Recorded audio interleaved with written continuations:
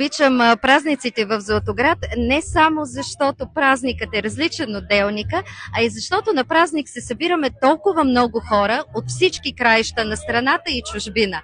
А най-приятно е, когато видя хора, които вече съм срещала.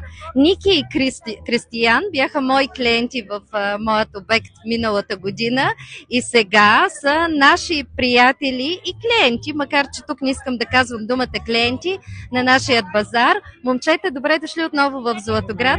Добре заварили. Много се радвам да ви видя и да ви питам защо дойдохте пак. Ами Златоград е едно много магично място. Хората тук са изключително позитивни, типичните представители на Родопският край. Ние много обичаме Родопският край, много обичаме родопската народна музика, много обичаме родопската традиция.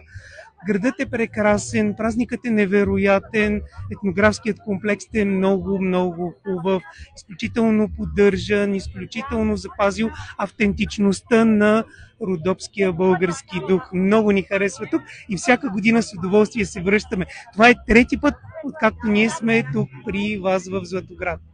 Крис, ти винаги си с Чичо си, това го помня от нашата минала среща. Това за мен говори за едни по-дълбоки родствени връзки, по-близки. Какво е за теб като млад човек да бъдеш на подобен празник, на който хората са облечени с дрехи от преди 100 години? Истинско удоволствие и точно както той каза, да се запази българското, много ми е приятно. На мен също ми е много приятно, момчета. Ще се радвам да ви видя отново в Златоград. Със сигурност ще ни видите отново. Хубав Благодарим празник ви, ви желая. благодаря ви и на вас. Всичко добро.